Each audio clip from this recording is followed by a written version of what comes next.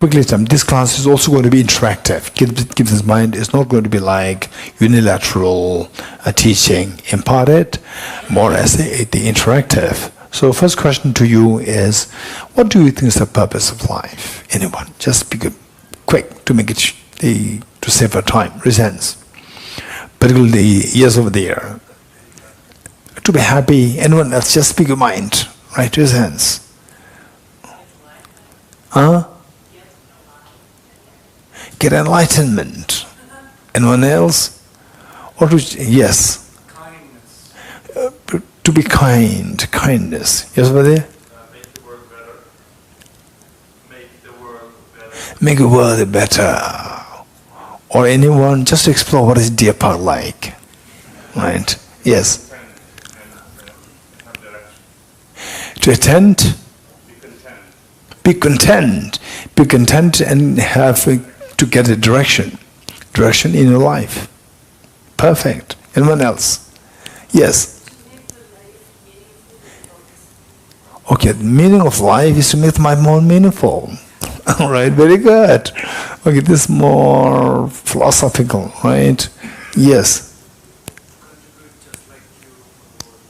Okay, to contribute something for the benefit of the world. Very good, it's amazing. Anyone else? Yes. To help others. Very good.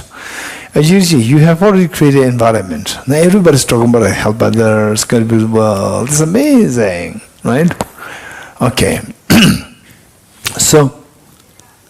That brings peace and sunshine in this world. Exactly. Yes. Okay. Thank you. Okay. Wonderful. So, if you are with me for a little longer, you will learn the importance of to be realistic. All of us, we need to be extremely realistic. You're getting it?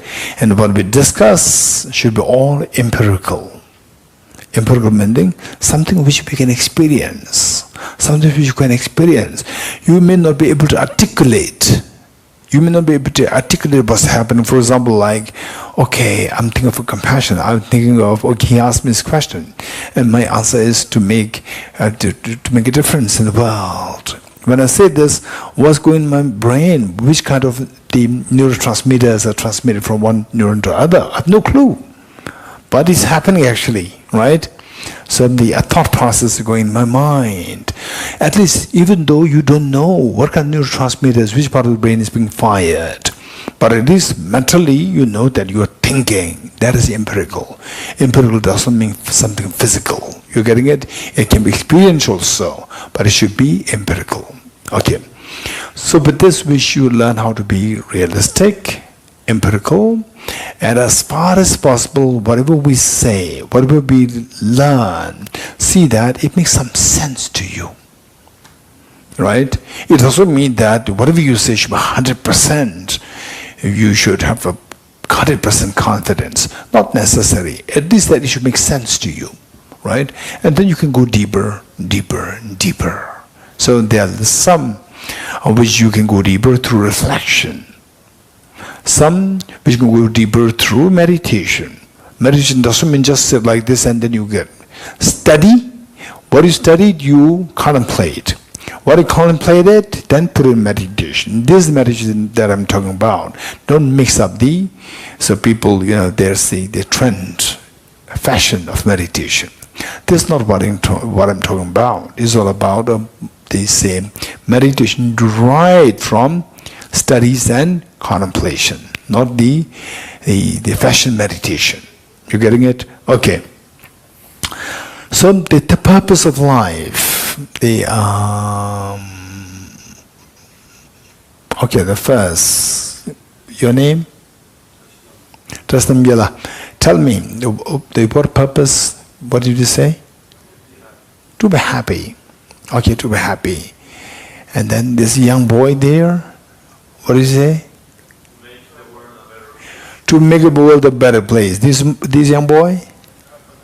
To help others. So we see that it's all about helping others to make it better. My question to you, why should you help others? Okay, look, now whatever you say, to make sense that it has a ground. You must have everything on the ground. If it is suspended in the air, it's very unstable, right? There must be ground there. Why do you have to help others? Okay, let us all listen to this.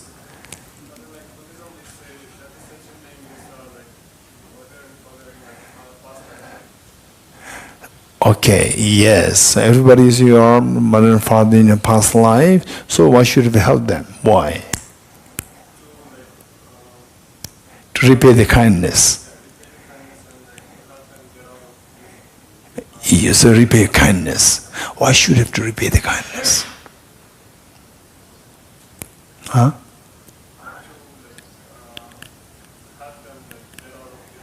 Why should we help them to get out of this? Why? I'm not saying how. Why? Why should you free them from sufferings? Okay, need to think. The gentleman over there, why do we have to help the world? So I think it's just our general goodness in making the world better. I believe in it. So why is it happening to you? Many people, they don't think about this. They don't see this as a general goodness. They see general goodness is to be selfish. It's a general goodness. Why? Okay. So we need to know why I'm thinking like this. Why? You're getting it? So look for the ground. So when you say, I don't know, it's still you have to see the ground. And the gentleman here, what did he say? Mind should be content and have direction. Why do we need to be contented? Content is the most satisfaction and acceptance to the situation. That makes you more content. No, why should we be content? Why content is literally the peace. Give me It's a peace. It gives me peace. You're getting it? It gives me peace. Okay, let's not forget it. And now, why do we need direction? Direction. I need to have direction because without the direction we can be wandering around. What's the problem? It's wandering around. But then we be more confused. What's the problem if you're confused? What's the problem? Sometimes ignorance is bliss. Yeah, it takes you to the different place where you kind of may not want to. It may take to a place where you don't want to go. Right. So what's the problem if you get there? So you have no idea, that the deer park. That's right. So no, you have not the deer park, and you're confused, and somebody says, let's go to the park. Then you come, it's a beautiful place. It's lucky. So what's wrong? Yeah, it's possible because sometimes we have to know. Sometimes it's a fear to. But lucky that we come in contact with deer park. Sometimes can become in contact with terrorists also. So it's really dangerous, right? So what's the problem if we come in the undesirable places? It can bring some turmoil. What's the problem if there is a turmoil? Have a peace that we are looking for. Okay, did you all follow what your name? Did you all follow what Jitendra said? What I'm looking for is I'm looking for a peace. And if I end up in a place of turmoil, then this will not give me peace. You getting it? Okay. Anybody else who give the answer? Who give other answer? What do you say? Kindness. Kindness. Why should we be kind? Oh. Why should Yes. Why have I defined that as my meaning of life, my purpose of life? Why that's the purpose of life? It feels the right thing to do. It feels the noble. Why do we have to do the right thing to do? Why that's the purpose? How is that the purpose of life? One's life should matter. Huh? Yes. So people who do the opposite also say, yes, the life does matter through all these, through be compassionate, you're soft. You're soft, you're not tough. Be tough, so that you can survival of the fittest. be the fit person, right? If you're too soft, you will not fit in the community. Okay, anyone else? Let's ask the gentleman here. No. Oh, yes, you said contribution. Okay, why should you have to contribute? Okay, look, these questions are very important. So at times, I say, some of these interactions will speed up our class. You getting it? Finally, the class is not about how much volumes you've covered. It's about how much we get.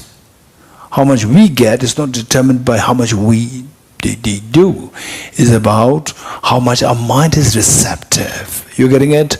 Okay, why should we? Okay, let's see that. If you contribute too much, you will become a beggar. Look at Mark Zuckerberg. Listen. Look at Mark Zuckerberg. Look at, what is that? Bill Gates. Keep gathering and you'll become famous. Right? As you give, your money will go away. Anything. So money is even better. Other things, say you invest on philosophy, you'll not get anything. Finally, you end up in homeless. With the knowledge and the homeless, no food. The first, the belly is important. Then comes the brain. Everyone here, we have a different professional. Yes. Everyone wants to be maybe, I'm not sure, but many we think, I think be education, or maybe Tata, Ratan Tata, so we can do but that's not necessary. What I mean, whatever we have in the professional, what we are doing, so we can continue. Okay, my question to you. Why should you have to contribute to the community? Why? Why do you have to make the better world? It's not your responsibility. It's the world of UNO is there. Huh? So why, if it is yours, then why should you do it? Why do you do for others? This is my question. Why do you have to do for others?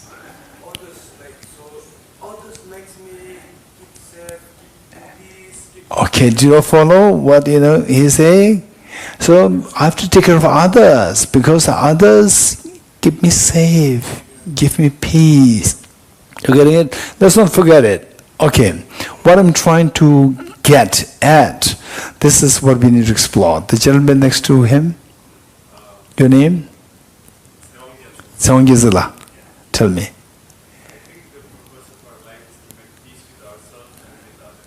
Okay, to make peace with ourselves and with others. Good. And let's say, the Dr. Dhirabala.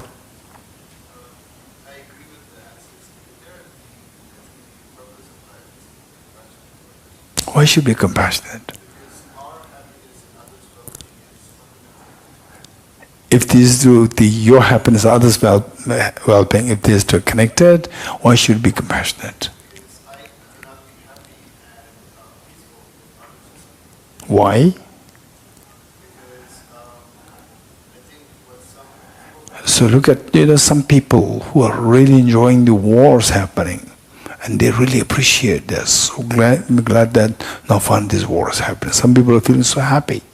You're not happy, I know, but there are many other people who are happy.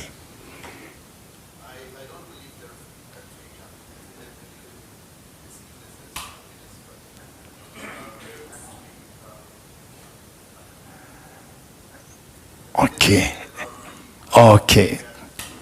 Thank you. Ajgisnola?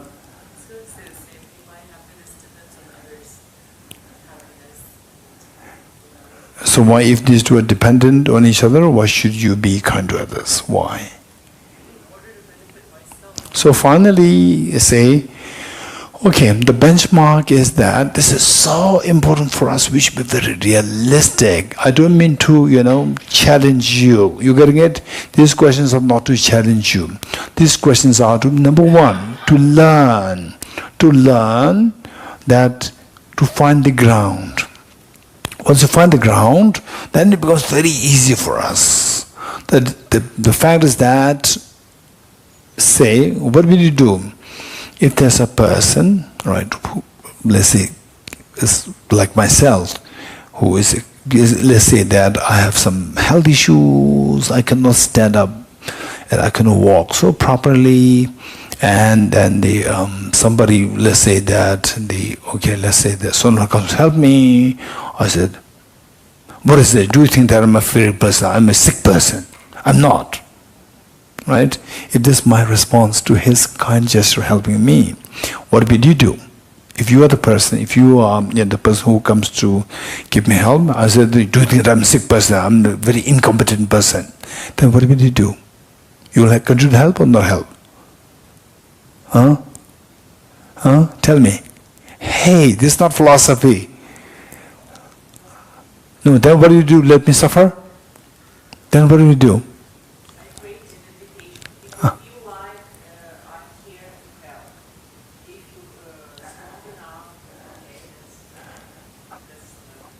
You see that I'm not strong. But I said that you think that I'm weak. Right? Then what will you do? Okay, good. Anyone else? I just want to let you know that what is reality, what is real love, real life. So before everyone's has to suffer. No, don't explain too much. What will you do? Right? Don't teach me philosophy, right?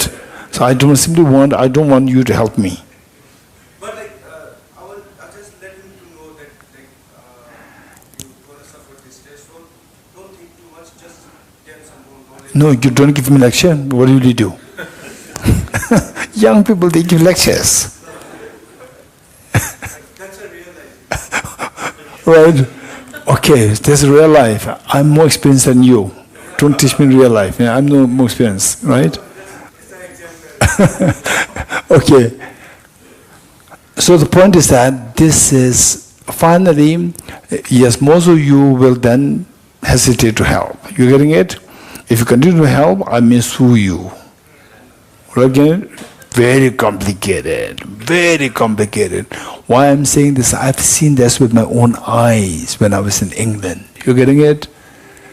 So what will you do? So when I say England, Omar is not too happy. Right, here is not like this. Right, you have to listen to his English. Right? How many of you heard his English? Raise hands. Right? If you hear English, you just want to stay around him all the time. It's so healing. Okay, so the point is that we should be very realistic. You're getting finally this. You say you will not help me, meaning that you come to help me. I said that, hey, you think that I'm weak, I'm sick, right? Stop. Then, yes, you're back, right? And then you will stay there, and you may keep watching me.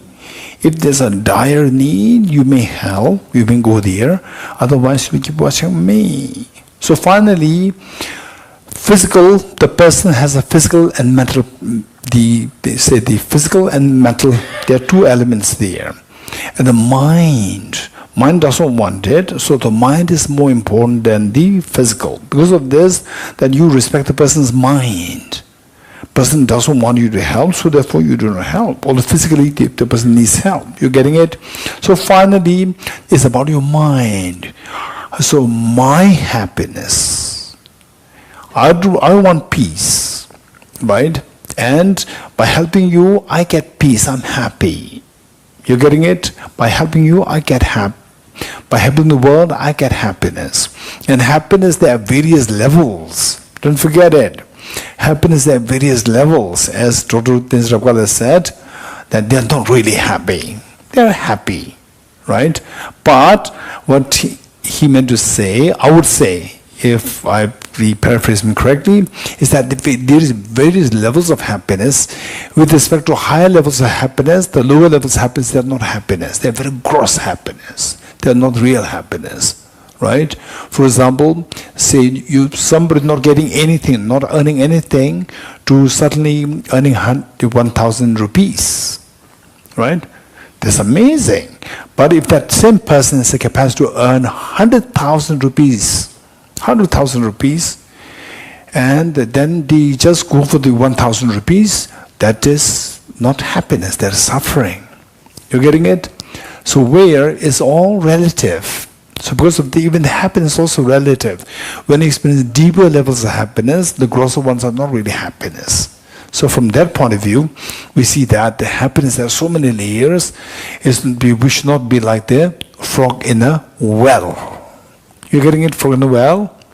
He's so proud of the water in the well. You know the story? The younger ones, right? The frog from the ocean jumped in the well and said that the well frog asked the ocean frog, "Where do you come from?" "I came from ocean." "What's the ocean like?" "Ocean is also water body." "How is that? How big is that? Is it like a quarter of my place? Quarter of the well?" He said, "No." "Half of my well?" "No." "Then full of my well, same size?" He said, "No." "What is that like?" "You cannot understand it. Did you see this?" You getting it? Whereas for the person, the frog in the well thinks that this world, this is ignorance. You getting it? So when you see the real world, the real ocean, then you see that the well is just nothing. So likewise, happiness, there are so many layers. Wisdom, there are so many layers. Okay, so finally the point is that this is something we need to do. How many you acknowledge that? Let's say that the purpose of life is to help others, to be kind, and so forth, all what you said. Why? Because by being kind, I feel happy. By helping others, I feel happy. How many agree with me? Raise hands. Yes, some of you may not agree with me, saying that even that is an element of selfishness. By helping others, I get happiness. I feel happy. Selfishness. Keep this in mind. This is not the real selfishness. Selfishness is think about the self by disregarding the others at the cost of others, or being oblivious to others' happiness. That is the selfishness. Let's not forget it. Selfishness is thinking about the self by disregarding others, or at the cost of others, or by being oblivious to others' welfare. That is selfishness. Whereas you think of others, wanting others to be happy, and then you get happiness. This is the wisest of the emotion. To help others, and you get the maximum happiness. This is win-win. This is so wise. This is very. This is the aspiration grounded on the reality. This is aspiration grounded on the reality. You're getting it? This is so important. So the point is that what is the purpose of life? Purpose of life is to make others happy, make myself happy. Whatever you may say this. You're getting it? Purpose of life is to get more money. Or purpose get to have the maximum maximum likes on your Instagram or Facebook, whatever you may call it, right? That be your purpose. What is the purpose? Why? You ask the second question. Why you see this as your purpose of life? Wanting thousands of likes on your thing, or wanting others to be happy, or wanting peace. Why? Why do you think it's the purpose of life? That makes me happy. Finally, all the answers will boil down to one. However divergent the answers are on the superficial level, if you know how to ask the questions very precisely, you will see that all answers will come at the same point. The example given is that, say, you may eat bread, you may eat chapati, you may eat spaghetti, you may eat chow mein, you may eat rice. All these things, these are all made of electrons, protons, neutrons. The building block is the same. Likewise, all of us with different aspirations will all boil down to the basic building block, that is desire for happiness. You're getting it? Desire for happiness, not wanting suffering. This is the final, the benchmark thought, aspiration of all the beings. Tell me, who is that person? Right? Oh, say sometimes when I give credit to somebody, you're doing so good. The person says, upar meaning? Somebody up there, right? Or the higher beings, right? I'm very serious. I'm really curious whether really person feels higher beings doing, or as sense of I did it, right? I don't know, right? Some say higher being. Okay.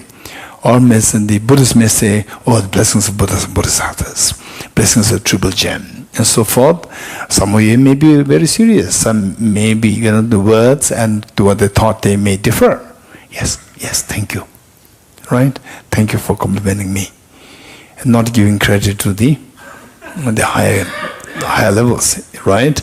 Okay, so the point is that we should be very realistic. We should be very realistic. We have to find the ground. The ground is that I want happiness, I don't want suffering.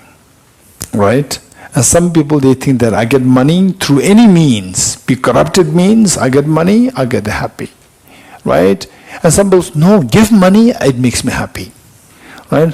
Some people, I should take care of others. Take care of yourself, that makes me happy. Some people, no, take care of others, that gives me happiness. So the benchmark is that everybody wants happiness, nobody wants suffering, including the Bodhisattvas. Even the Bodhisattvas, they engage to help others, that they get they feel profound happiness. And this happiness has so many layers. You getting it? Happiness driven by the selfishness, extremely gross. Happiness driven by compassion is so profound. So this is the point. And everybody wants happiness, if possible, the maximum happiness. So having said this, my next question. Okay, for the time being, at least intellectually, how many agree with me that that's very true? I want to help others. That means if I see the others help, it makes me happy. In a sense? Right? Finally, whatever you do is somehow related to I'm happy, I want happiness, presents. If you agree with me, you have found the ground. If you don't agree with me, you have to still, you say you can challenge with your questions. You can ask further questions. Even that is also selfishness. So as I said earlier, there's no selfishness. To feel happy yourself, to see others benefited, this extremely noble pursuit. Noble pursuit. Why I'm saying this noble pursuit is because that, let me tell you, finally, right, the most compassionate person, at times this is the very complicated things to teach. Why? When you teach about compassion, those people who are very realistic, excessively realistic, right? They will say that, no, Father, okay, I attended one very important meeting. I attended a very important meeting about the business. I'm not in the business. I was invited to talk on the ethics in business. And all these business CEOs organized in MDI. What is MDI? Management Development Institute in Gurgaon. This huge institution, and they invited many CEOs of the big companies in India. And many of them are extremely compassionate at heart. And whenever we talk about the ethics, right, people talk about ethics, look, I really appreciate that person's remark. The person said that the reasons that you all are giving about the need for ethics in business, these reasons are too soft. You're getting it? It's his nice way of saying it's too weak. He did not make us offended. He said, these businesses are too soft, meaning these two are too weak. They don't have the strength to convince the business people to be ethical in the business. You're getting it? So I really liked his comment. I profoundly admire his comment. In other words, what he's saying is that whatever we say something which everybody can digest, which everybody can buy what you are saying. It must be grounded on the reality. So the point is that some of you may not agree with me saying that, time up? Yes, I know. Yeah. Okay. Okay, 2 minutes. The point is that if you disagree, please discuss in the group discussion. Right? Don't talk too much. Just say, I disagree with this. Our job is, the whole purpose of life is to benefit others, right? Then if you feel that I get happiness because of benefit others, then there's also selfishness. I don't agree with this. You express your thoughts and let others speak. You're getting it? This is so important. So why I'm saying this is that, say you are a very compassionate person, not expecting, no expectation in return. You're getting it? This is known as the Bodhisattva's compassion. Bodhisattva's generosity. Generosity with no expectation in return. But what do you mean by expectation in return? Let's say that there are two things. There are two possibilities where, say, you engage in X amount of benefit, welfare for others. You engage in this act of welfare for others, and then meanwhile you go through a lot of hardships yourself. There's another, say, situation where you give again the same amount of the benefit, X amount of benefit, where you have so much joy. Of the two, which of the two rendering benefit to others, which of the two will be more sustainable? The first or the second? Be very honest. Second, present second. Second one is more sustainable, where you render the same amount of the benefit, but meanwhile you get so much joy and happiness in the process. And the other, same amount of benefit is given, but you go through so much with difficulties yourself. Right? So which of the two you think will be more sustainable? This is one question. Number two, you being a very compassionate person, which of the two which is sustainable and one which is not sustainable, which of the two would you like to see happening? Of course, the sustainable one, as a compassionate person. You're getting it? That the benefit to others should be sustained. Because of which, that happens only when there's joy within you. Then that's sustained. So these are the rationalities. This is where we need to find the ground to see that the maximum benefit of others is the maximum benefit of yourself. And universal compassion is the key to give this benefit. 100% benefit for others and 100% benefit for yourself. The key is the universal compassion. You're getting it? Universal compassion. What do you mean by universal compassion? Skillful compassion. Compassion which others will not take you for a ride. The compassion which others will not take you as a soft and a weak person. You're getting it? This is known as a skillful compassion. Skillful universal compassion is the secret of the 100% happiness for yourself and 100% for happiness for others. If you come to realize that all what I do should be for, say, the win-win, happiness for myself, ultimate benefit for others, ultimate benefit for myself, then you have found the ground. Then what you do becomes so realistic and sustainable. You're getting it? Okay.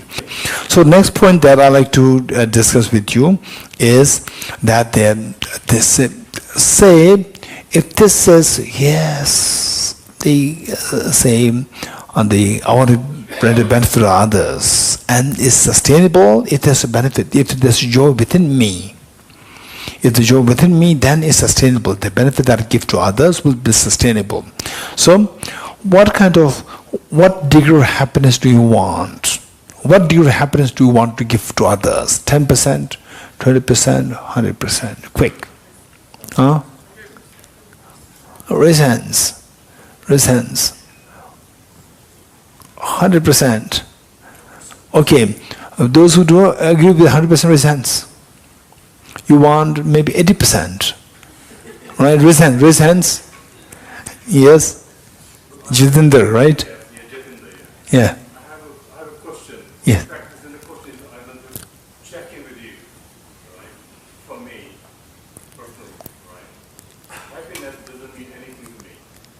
It doesn't have any ground. It doesn't have any sustainability. Yes.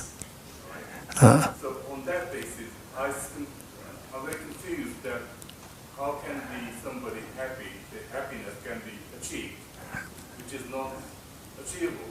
Okay, let's say, in your case, peace. In my case, more content. Content. Okay, let's put it like this. Let's put it like this. What's the difference between content and the happiness? There's massive difference. No, tell me difference. Difference is the contentment is that you're satisfied with the situation, you can situation you're in, and you're not fighting with it. Yes. Happiness is you're craving for something. Yes. Okay. So let's put it like this. This is a very good point. So this is why it should be interactive, and you should not resist your questions. You're getting it? So let's say the contentment. What degree of contentment you want? 10%? 20%? Contentment is my No. This is not my question. My question is, what degree of contentment do you like to have? 10%? 20%? myself is more to do with the more like 100%. Okay, good. 100% contentment. So the word for Dorji is the contentment. Some people are not happy with the word happiness. They want the word fulfillment. Right? I want fulfillment. So with fulfillment, then there's no craving. Then the attachment. So you're happy with the word fulfillment? So those people who say that I want fulfillment, I'm not looking for happiness, I said remove the word happiness, replace it with fulfillment. And if you said, no, I'm not looking for fulfillment also, I want contentment. So they replace the fulfillment, happiness, and replace it with contentment. Whatever word you prefer, go for it. Don't force yourself to use a particular word. You're getting it? So for some people, happiness is not a good word. Happiness, in their mind, it is a pleasure. Pleasure is so unsustainable and is so fleeting, and it's extremely gross. So many of the evolved beings, they stay away from this because this gives rise to craving. And craving makes you, say, like a beggar. Beggar means, I don't have this, I want. You getting it? So even if you have everything, but if you continue to crave, you are so poor. Still looking for more. Contentment, fulfillment. You're full. Now you don't crave more. Right? Okay. So another point that we have to learn how to articulate things and make things very clear. One question is that contentment, say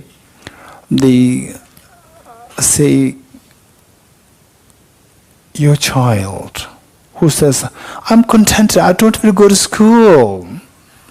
Right? I don't want to go to school. I'm contented with my playground. Right? No, you have to go to school. Why? This craving for school? You are encouraging me to crave for school. Crave for PhD. Right? Crave for higher studies. No, I'm content with the playground. Don't force me. Right? I want contentment. What would you say? Would you say, okay, you have found your contentment. You continue. Or what? If take it down to that route, like different context. No, what would you advise to this boy? I would find that this why for your own contentment in your little life, you need to study. You need No, I already have contented. So you are making me to content for more. That is craving. You are making me not to be contented. Right? You are making me not to be contented with the contentment that I already have. Why are you forcing me? Right? You are disrupting my contentment. What will you say? Yes, you're getting it. Okay, good. You got it. I'm so glad. You're getting it. I'm so glad. So the point is that this is how we will gradually find our ground. You're getting it? Once you find the ground, then whatever you stacked will be very stable. Whatever you learn is going to be very stable. You're getting it? Very good. I'm so glad that this is how discussions will help us. And then if you cannot convince as a person, please don't force. And then if the person is not convinced, right? And then you start to show anger, right? Then you become aggressive. Okay, don't try to convince Jitanji with, anger, aggression. They try to speak. And meanwhile, you will also learn how to articulate the concepts. You will also learn how to articulate concepts, articulate questions. So the other person will understand it. This is how we grow. In the process of one sharing with you, I grow. In other words, you listen to me, listen to others, you grow. This is how we all grow. This is the mutual support. Okay, good. So, but the point is that the words should not disrupt our flow. You getting it? Some people not happy with the word happy. Some people not happy with the word fulfillment. Some people not happy, instead they rather would go for the word ease. You getting it? The next question is, what degree of happiness, contentment, fulfillment, ease are you seeking? 10%? 20%? 80%? Quick, to save time. Quick. Raise hands. Yeah, but the principal is saying 100%. Okay, anybody who was to say 100%, raise hands to make it quick. 100%? Okay, some of you will say higher. I'm not too sure 100%. Higher. You're getting it? So my question is, if you have the possibility for all these, which you would prefer? If you have the possibility, right? 100% results. If there's a possibility, 100%. Okay, not really 100%. 90% is good. 10%, I leave it there to appreciate the 90%. Raise hands. Okay, raise hands. 1, 2. Raise hands. 10% to appreciate that I'm happy, or I'm fulfilled, I'm contented, right? To appreciate this 90% contentment, I need that 10% non-contentment, right? Okay, if this is who you are, okay, for the time being, too honest, some of you may think it's Kate, 100%. Barely 100%, huh?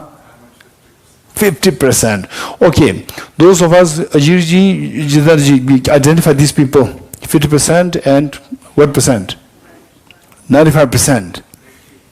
90%, right? Identify those people, the 50%, the 1 week, 5 days no breakfast. 5 days no breakfast, all right? And then the 1 day no breakfast for Anila.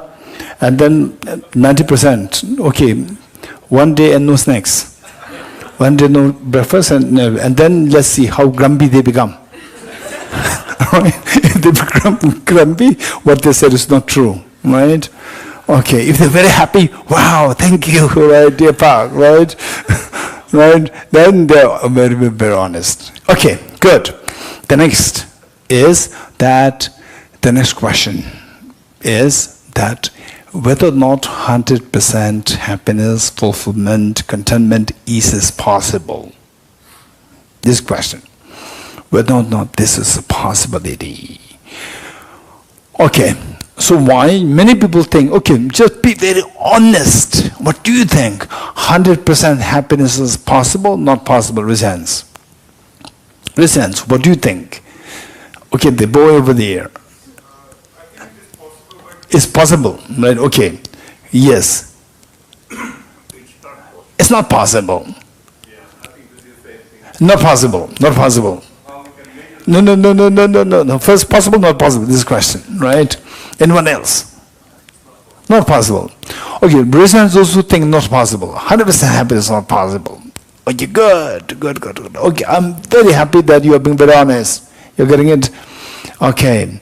So then even if the breakfast is cut, right, if there's a problem, if there's complaint, right, 100% happiness is not possible. Tell them. Okay, I'm joking, right? Okay. Okay, keeping the jokes apart, let me say that how do we know whether 100% happiness is possible or not possible? How do we know that? This next question, you getting it? How do we know that? Yes. From our own experience. Like? I can only speak for myself. I have never been 100% happy. You have never experienced happiness for yourself. Not 100%. Yes, you have never experienced Nobel Peace Prize. So Nobel Prize is not possible because you never experienced it. Right? Nobel Peace Prize is not possible. Hey, all of us, if there is a claim coming, Nobel Peace Prize award is so that in 1989 is not true. Because I never experienced myself. Right? Okay, how do we evaluate this? Whether or not it is possible. Never start by saying that it's possible. Right? It's possible. And then if you say it's possible, then let others ask you, how is it possible? You have to think of that. If it's not possible, again let others ask you the question, how is it not possible? So how do we evaluate whether or not it is possible? Okay, one clue is that handful of sand, handful of sunflower seeds, right?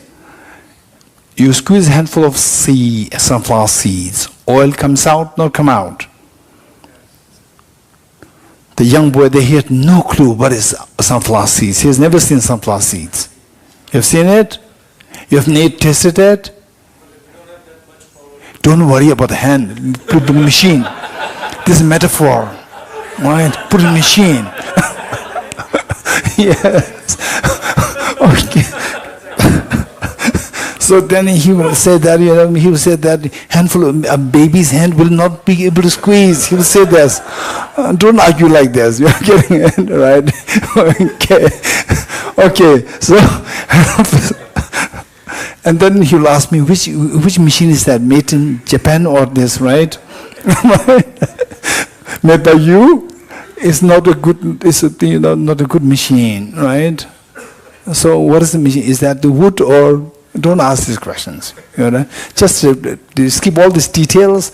Just see that it's like the most efficient machine. Squeeze a handful of sunflower seeds, oil comes out or not? Oil comes down. Then you squeeze a handful of sand, oil should come out. Yes, no? Why not? I squeeze a handful of the other one, I squeeze and the oil came out, and the sand also, why not? I squeeze it, I do the same thing. I squeeze in both cases.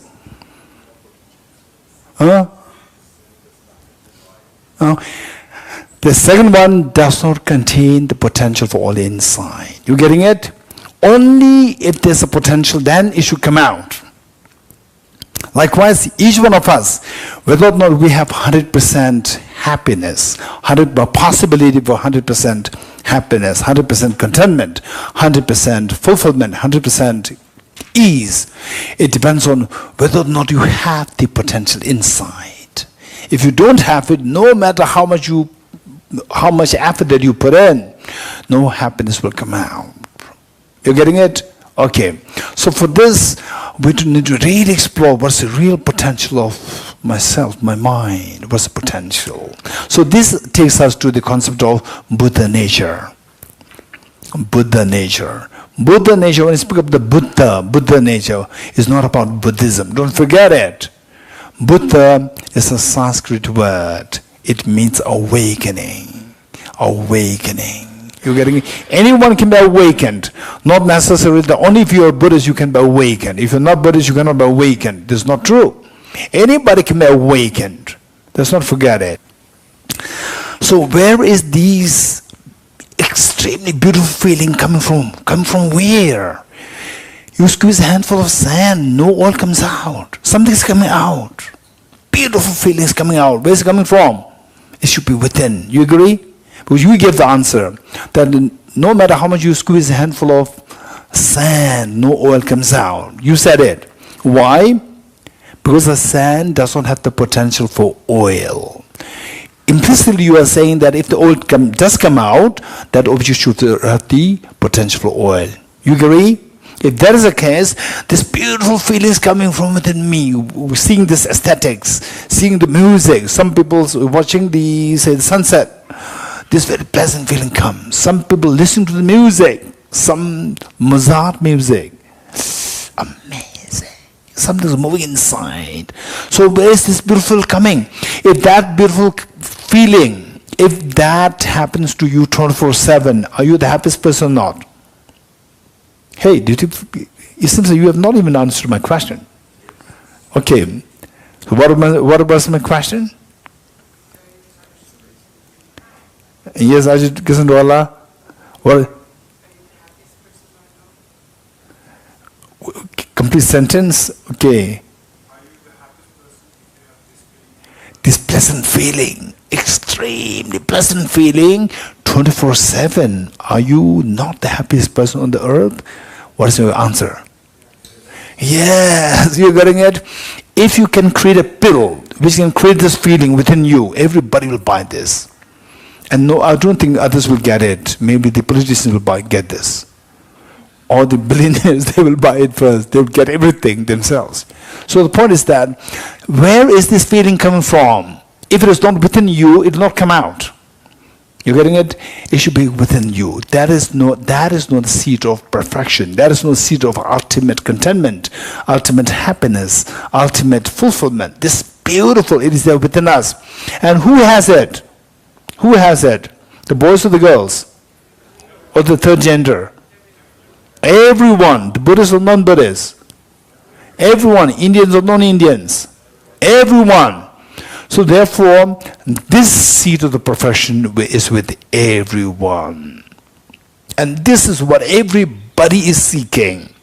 Infinite ease, infinite contentment, infinite happiness is what everybody is seeking. And everybody has that potential. You're getting it? Once you get this is how experientially you have to explore yourself. Where is it coming from? Right?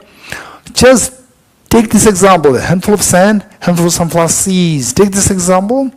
So for the all to come out, there must be the potential for all inside. And for me, there's something's coming out. Incredible peace. So the first time, not really first time, I think the second time I landed in Singapore airport. Wow, that feeling was extremely pleasant. It's not that, wow, amazing airport. No, nothing. Just I landed in the aeroplane landing, you cannot see the airport. You're getting it? Just see the ground. Ground everywhere is the same. Singapore airport, the runway, and the runway, any other, the airport is the same.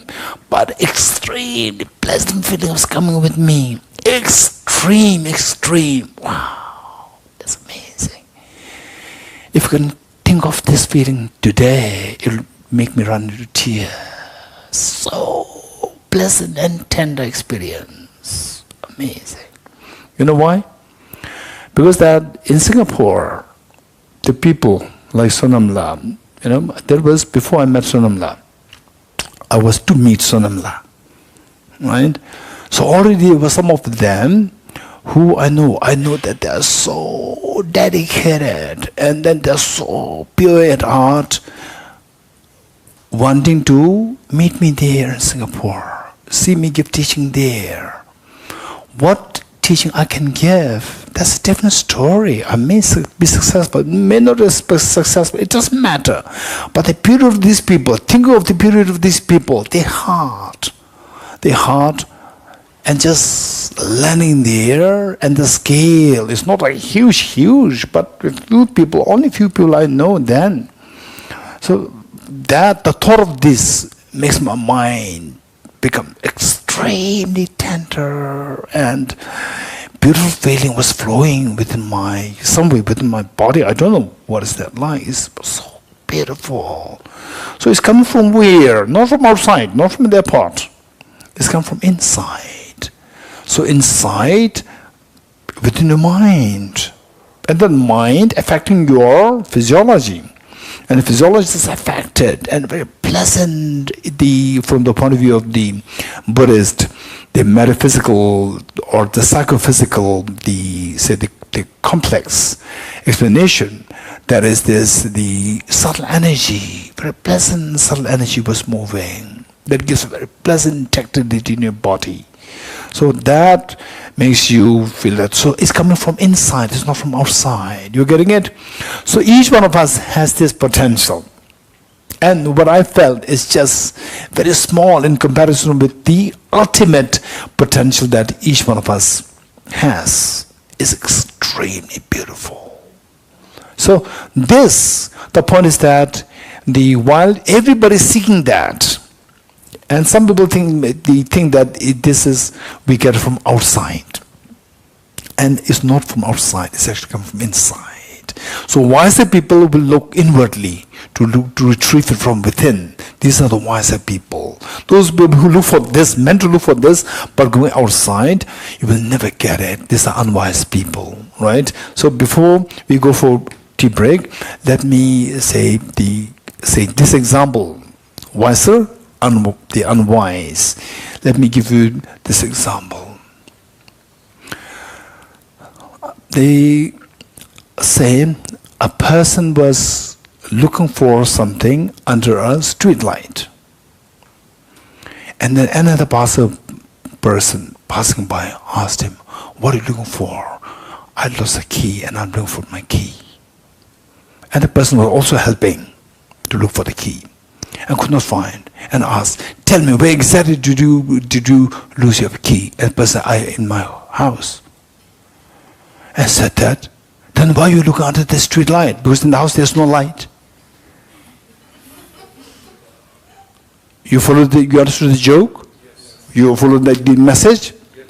Message is that if you look for what you lost in a place where you did not lose, you will never find it there. So outside, this pleasant feeling, you will never get it outside, because it's not from outside. If you look outside for these, you will never get it.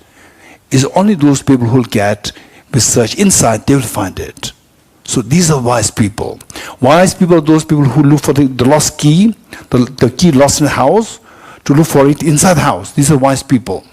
Those people who look for outside, under the street light, for the key which she lost in the house, these people are unwise. So, what do you like to become? Unwise or wise? Wise?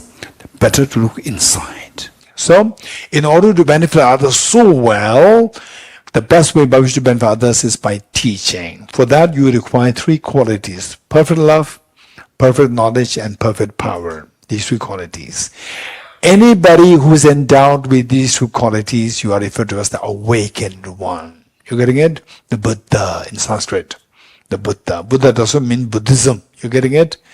The fully awakened one. Anybody who is awakened with these three perfect qualities. What are they? Perfect knowledge, perfect love, and perfect power. Okay, so when you say, may I become Buddha for the benefit of all sentient beings, in a way what you're saying is that, may I become the perfect teacher who can guide all the beings with the help of the perfection in three qualities: perfect knowledge, perfect love, and perfect power.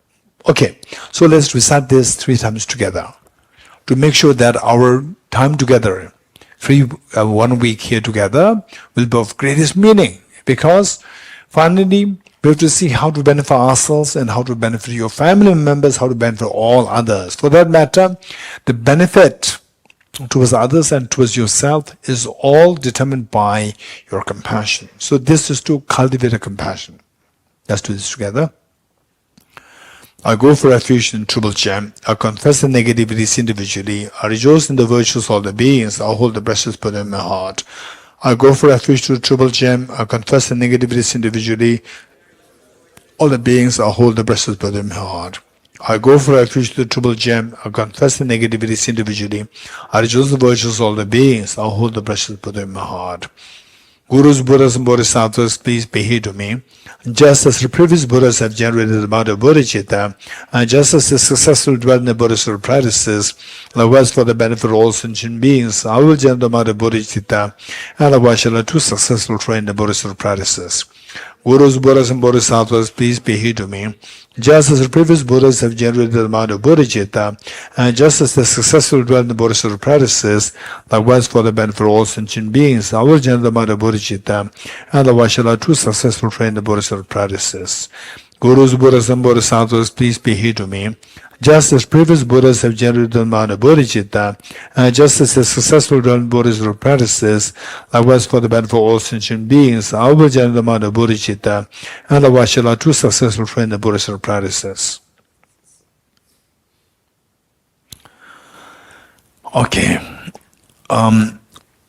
What we have learned by reciting these, what we've learned is that we need three perfect qualities to benefit the beings. What are these qualities? Perfect knowledge, perfect love, and perfect power. Very good. These three qualities required. And let's say that we talked about the seed of perfection within us this morning, the first session, seed of perfection, also known as Buddha nature. And if somebody feels that this word is Buddhistic, just replace the word Buddha nature with the seed of perfection. This is, in fact, the seed of Buddha, what we call the Buddha nature, or the seed of perfection, is not the Buddha. Okay, Buddha Shakyamuni. Okay, here, His Holiness and the Buddha. This seed of perfection that we have, this is not invented by the Buddha. Don't forget it. This existed where the Buddha Shakyamuni, even before the Buddha Shakyamuni came into this earth, this seed is within us at all times. This is a reality which was true even before the Buddha Shakyamuni came into this earth. What did the Buddha do? The Buddha discovered this reality. You getting it? He did not invent it. He didn't say, okay, I'm the one who is who is deciding. Now you have the Buddha and you have the seed of perfection. I give you the seed of perfection. No, the Buddha just discovered it. You getting it? But who discovered the atoms? Hey, Dr. Nirabala. Who discovered the atoms? The Greeks in a specific person?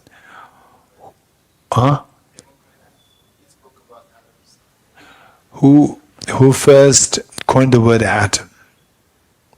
I have no clue. Okay, so let's say that the atom is not invented. Atoms were discovered. You're getting it? Atoms were discovered, not invented. Likewise, the Buddha nature, it is not invented by the Buddha Shakyamuni, it was discovered by the Buddha Shakyamuni. And that he discovered it not only in the Buddhist, with everyone, whether you're a believer, non-believer, male, female, everyone has this. Because of which the Buddha was so courageous to talk about, to fight against any form of discrimination. You getting it?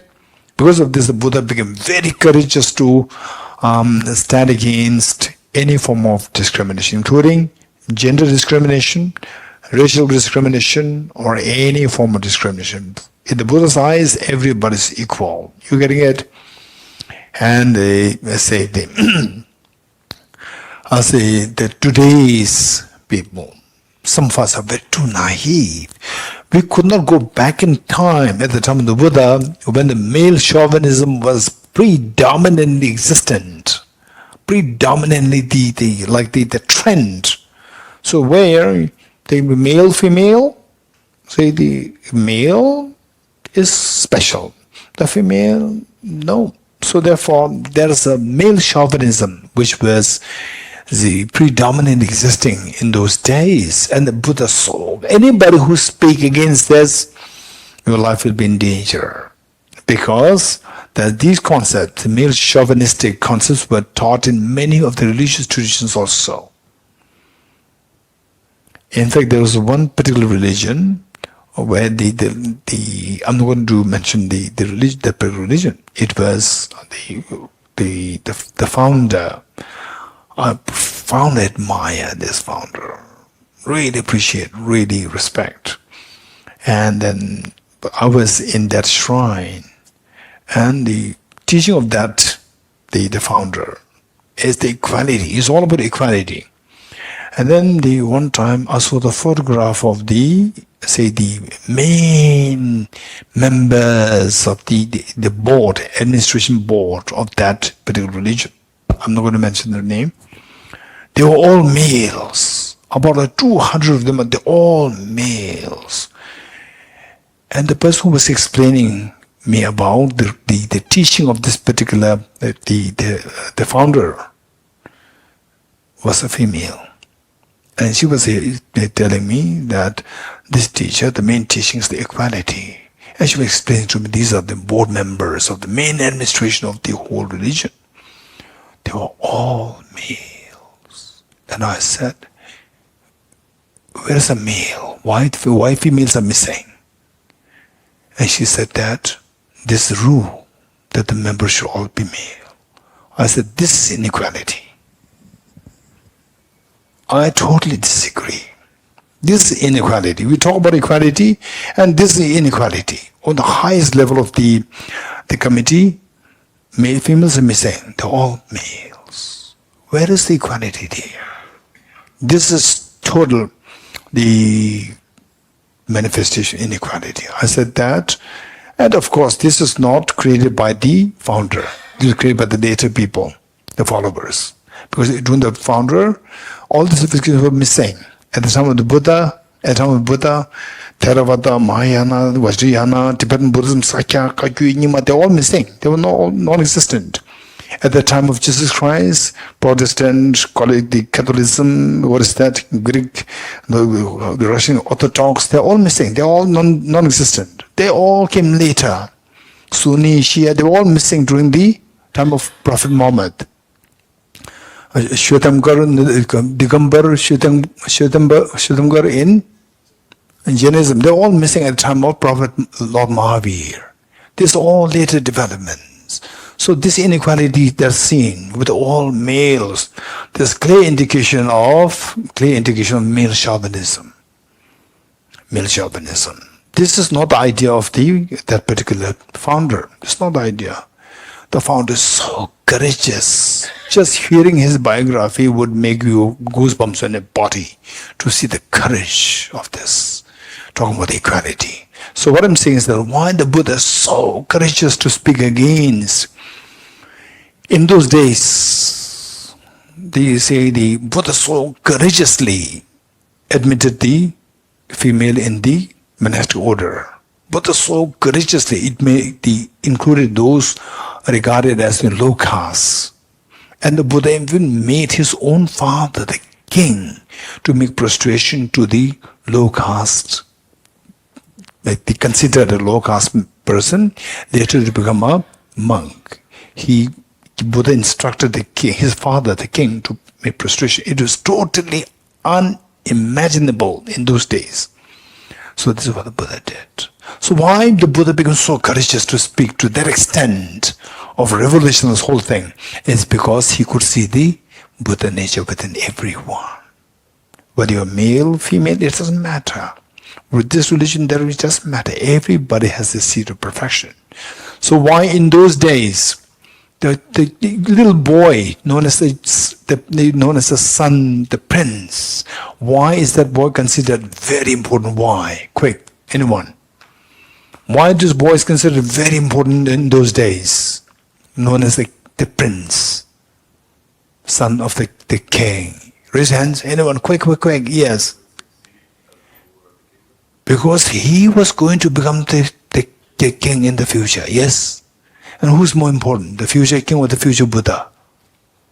Tell me, who's more important? Future Buddha or the future king? This is not my question. My question, who's more important? Future Buddha or future king? Future Buddha is more important. Everybody can become everybody is a future Buddha. So therefore, everybody should be treated as more important than this prince. You're getting it? So therefore, this is why the Buddha remained very strong against any form of discrimination. Okay, so it's not that, he's very strong. he fought against diseases. Don't just think in that sense. What is the philosophy behind him becoming very strong against gender discrimination, all forms of discrimination? Why? Because he could see something in all sentient beings, that we are all same in having the Buddha nature, seed perfection. Okay.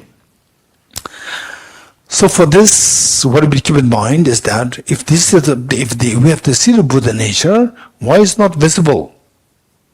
Why is it not visible? Hey, tell me, if the seed of Buddha nature within me, I don't see any Buddha nature. I don't see any. What is Buddha nature?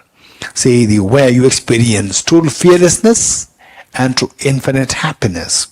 If these two things, whose imprints I have, I don't see anything there within me. So, if these two things are there, why these two are not manifest within us? Why not? Why they are not manifest? Anyone? Yes, Sharipema. Now Sharipema is expert in this. You're getting it? Right? Okay. Okay, because they're obscured. It is like gold. Right? These are the foundations we need to have. If you don't have these foundations, then the study of 60 stanzas will make no sense to us. Okay. Say, like gold. Each one of us, we have like 1 kg gold. 1 kg gold, each one of us. Buddha has 1 kg gold. His Holiness the Dalai has 1 kg gold. The Ram has 1 kg gold. Prophet Muhammad has 1 kg gold. And what? Jesus Christ has 1 kg gold. Maula has 1 kg gold. Everyone. You has 1 kg gold. You have 1 kg gold. Everyone has 1 kg gold. But 1 kg gold of the Buddha and 1 kg gold of us, what's the difference? 1 kg gold of the Buddha is known as the pure gold. Don't forget it. Right? What's 24 karat gold? Hey, any idea? No idea. Oh, this is all like, like the saints. No idea about gold. 24 karat gold. Okay, Charlie, do you have an idea? Charlie, what do you mean by 24 karat gold? 24 karat gold. Okay. Charlie, CEO of a company, doesn't have the idea. Okay, yes. Yes, it's the purest form of the gold. You getting it? So to say that the Buddha's gold, 1 kg gold, is the purest form of the gold. And our gold is pure, not pure. Not pure, because they are tainted by the defilements. You getting it? They are tainted by they are mixed with mud. They are mixed with the mud. Because this is a mixture of mud, you look at the Buddha's gold, you see glowing. There's nothing glowing. You're getting it? Nothing glowing. So then but the Buddha is saying, you have a gold, right? You say, no, I don't see any gold, there is mud. Right? So then you are about to throw the mud. Throw the mud, Buddha will say, gold expert will say, don't throw this, there's gold there. Prove that there's a gold. So what will this gold expert do? Anyone, quick. Huh? Remove the mud. Gradually, as the mud is removed more, the gold inside will start to glow. You're getting it? Little glow happens, then you see, oh, there's a gold there. Right? Okay. So our job is to remove the mud. Remove the mud. What is that mud? This metaphor for the mental defilements. Our job is to remove the mental defilements, so the gold inside us will become, when all the mental defilements are gone, then your gold, 1 kg gold becomes a pure gold, 24 karat gold. Right? It becomes a pure gold. Okay. So what is your next question? Huh? How to remove the gold? You're getting it? No gold. How to remove the mud? How to remove the mental defilements? This is a good question. Okay. This is now the next part is going to be a very important question, right? Okay, some of you are already familiar with this question, but others, you have to be very serious with this question. Questions, we need to learn what questions to ask, precise questions. The next question is, let me say that, say your cloth, Okay, let's say, this handkerchief. 5 years ago, it fell in the mud. And then, it becomes so dirty, muddy. Then I pick this up, wash it under the running water. It becomes so clean. But yesterday also it fell in the grease. What is grease? Oil to be used for lubricating the wheels, right? Okay, so this grease, it fell in the grease, and then remembering what happened 5 years ago, I washed it under running water, it becomes so clean. So what I do is that I wash it under the running water. It doesn't become clean. What happened? Something happened with the water. 5 years ago, this water is very powerful, it removes the dirt, it becomes so clean. Now yesterday it fell in the grease, I washed it in the same water, but something changed the water because of global warming, I don't know. Right? The water could not remove the dirt. TBO, what's the problem with the water? Water changed the water? No, it's the nature of the contamination of the... What contaminated this? What defiled this cloth?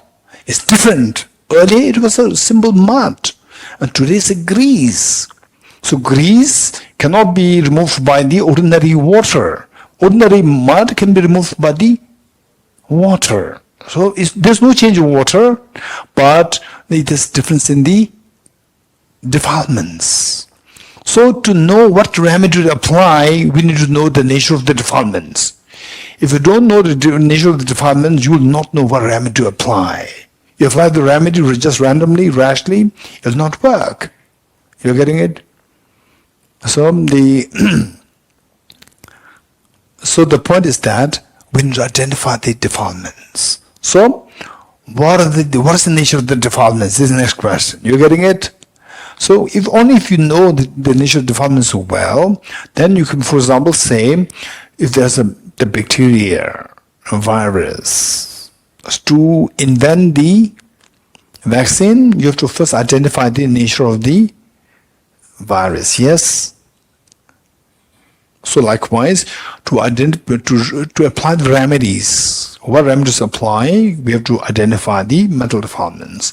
So mental defilements, we see that there are two kinds, gross and the subtle. I'll make it a little quick till 12:30. Now it's only 1 minute. Huh? No. 12:30. She's so excited. Yeah. Okay. The mental defilements, to make it very quick, the mental defilements, we see that, say, the mental defilements, there are two kinds. One which is very gross and one which is subtle. For example, like somebody smashed garlic in my glass. Smashed garlic in my glass, and let's say that I don't take any garlic. So, you knowing that, you are so apologetic and you remove the garlic, right? You wash it so well in the running water and there's no trace of garlic anymore. Smell it? It still smells garlic. So one is very gross. Which is easier to remove? The smell of the garlic or the solid garlic? Solid garlic is easier to be removed. So solid garlic is the metaphor for the gross defilements, and the smell of the garlic is a metaphor for the subtle defilements. The gross mental defilements are known as the afflictive obscurations. I'm rushing through. So therefore the newcomers, make sure that you make notes. You don't think that he's telling a life story, right? Okay. The gross one is known as gross mental defilements are known as afflictive obscurations, and the subtle one is known as the cognitive obscurations. So the presence of these two block your true nature. Once you remove these two, then the gold inside you will glow perfectly well. So that is when you experience fearlessness and infinite happiness. Okay, so this gross defilement known as the afflictive obscurations. The presence of this blocks us from attaining fearlessness.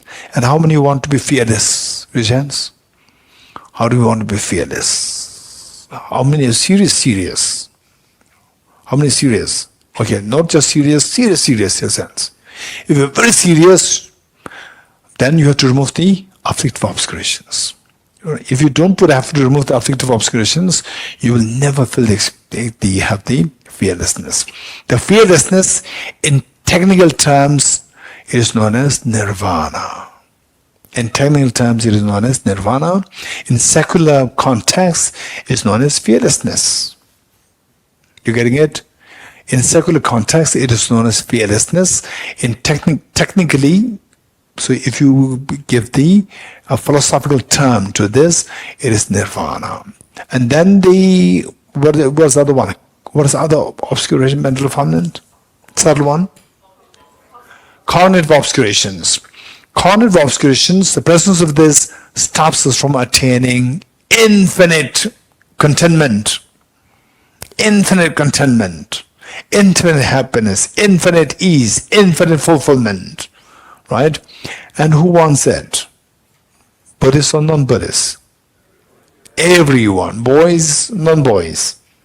Everyone. You're getting it?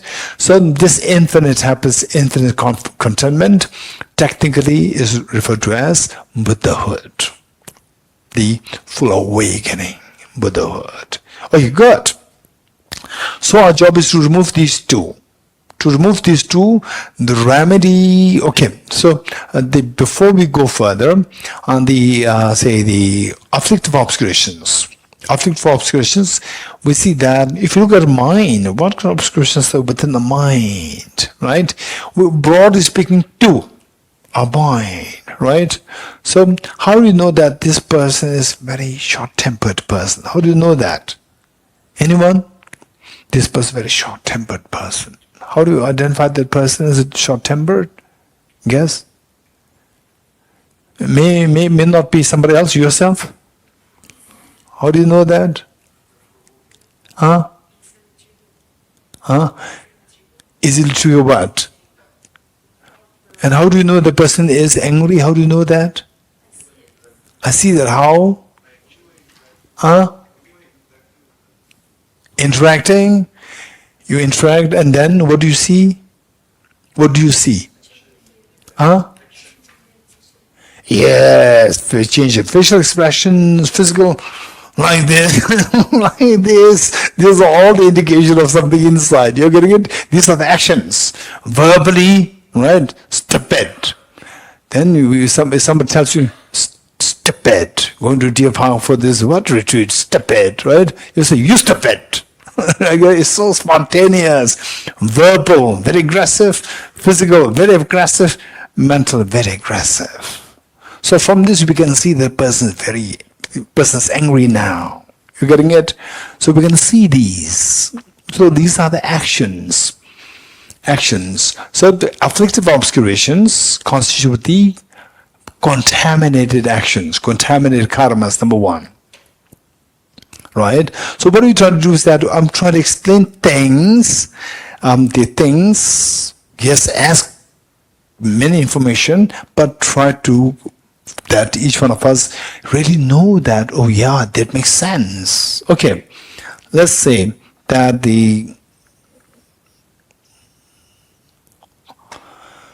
see.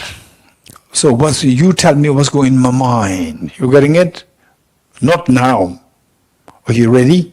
When I say number 1, 2, 3, then you see what's going in my mind, right? 1, 2, 3.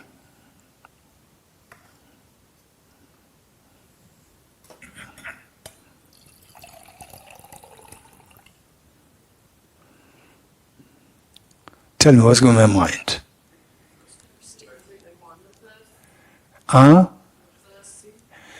I'm thirsty, or I want water. So you say, do you see that I'm thirsty? Don't you see that? You don't really see.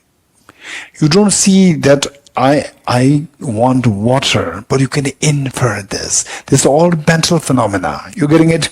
Mental phenomena, you can see that, but you can infer it through my physical actions. You're getting it? The first one is the action. Contaminant karmas, actions. These actions are driven by my thoughts, which are mental. So on the mental level, as the driving force, as triggers for these actions, is known as afflictions. Afflictions, you're getting it? Afflictions, the emotional states which make undesirable physical, verbal, mental actions to manifest. The trigger, mental trigger, which makes the physical, verbal, mental, undesirable actions to manifest. The mental states are known as afflictions. And if you want me to define it technically, the afflictions is a mental factor, the presence of which disturbs your mind. Let me repeat it. Affliction is a mental factor, the presence of which disturbs your mind. This is the definition of affliction. Let me repeat it. Affliction is a mental factor, the presence of which disturbs your mind. Okay, now to make sense out of this, when you were in anger, how many feel disturbed when you feel anger? Raise hands.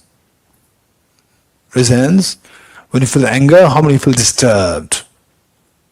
Yes. So that's very obvious. When you feel angry, you feel disturbed. When you feel attachment, right? Very gross attachment, it can be very disturbing. But the subtle ones, you may feel as though like it's pleasant. Actually, it's not pleasant. There's a craving, desire. What Jitendra said, the craving there. Craving means that you are yet to get what you want. Not getting what you want is a misery. You're getting it? Not getting what you want is misery. So craving is misery. So the point is that these mental states, they, number one, the presence with this disturbs our mind. Number one. Number two, that they serve as, for example, say, I crave for water. This is mental phenomena. It makes my hand to go towards water. You're getting it? So this is a physical action triggered by the mental phenomena, desire to have the water. You're getting it? So what triggers these negative, the physical, verbal, mental actions are known as afflictions. The mental triggers, or the mental drive. Say you are very nasty towards somebody, physically, mentally, verbally, right? You're being nasty towards others. Again, it's this mental trigger inside, the anger. Anger is the mental trigger which makes these manifestations, physical, verbal, and mental, the nasty expressions to come out because of the mental trigger of anger. So these triggers, emotional triggers, which trigger the physical, verbal, mental, the destructive actions are known as the afflictions. In simple terms, afflictions are the mental factors, the presence of which disturbs your mind. Okay, so now from this what we learned is that afflictive obscurations consists of these two things, contaminated karmas and afflictions. And within the afflictions, we see that the root of the affliction is ignorance. Root of the afflictions is ignorance. Okay, let me give an example. Root of the afflictions is ignorance. This is so important. Let me give an example. Say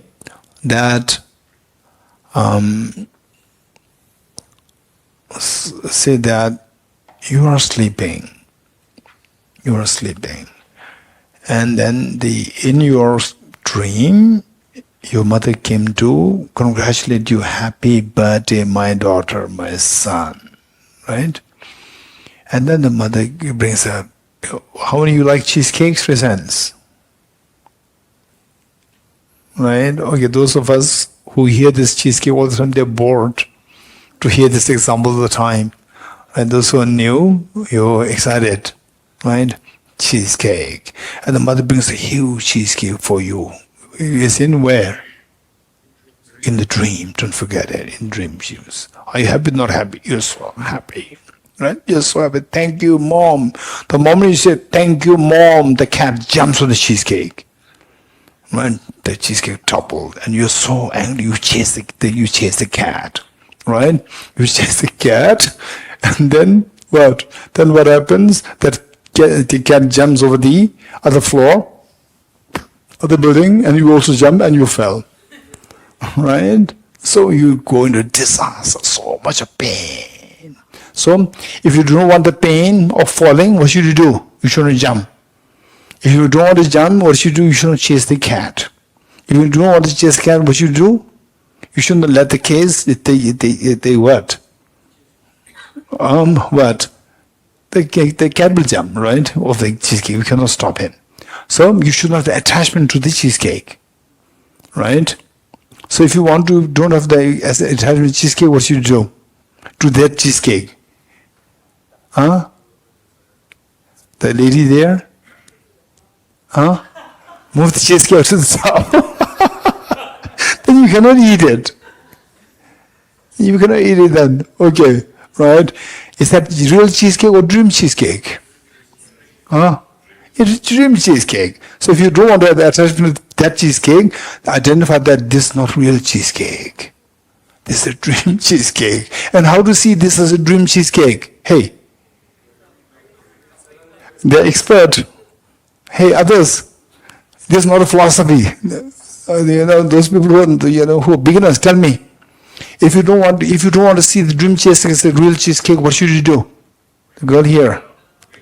Huh? Huh? Wake up from the dream. You're getting it? Okay. So all these problems are the root is being in the dream. Seeing the dream as dream is that ignorance of this wisdom. Hey, seeing the dream as dream. No, seeing the dream as real is the ignorance of wisdom. Ignorance. And outcome of this ignorance is attachment to cheesecake, anger towards the cat, right? And then your pain of falling off the building. Right? All these are because of the result of the seeing the dream as real. Ignorance. So ignorance is the root. Seeing the dream as real, which is ignorance, is the root of all your miseries to happen. So, then how to get rid of this ignorance? Seeing the dream cheesecake as real. How to get away from this ignorance? Wake up. You're getting it?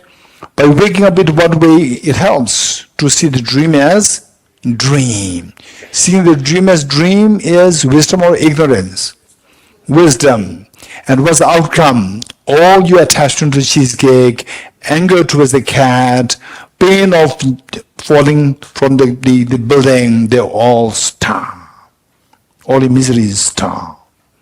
Okay, so with the wisdom, the outcome is your miseries stop. With the ignorance, all the miseries, you open up to all the miseries. So with this, what wise person should do what?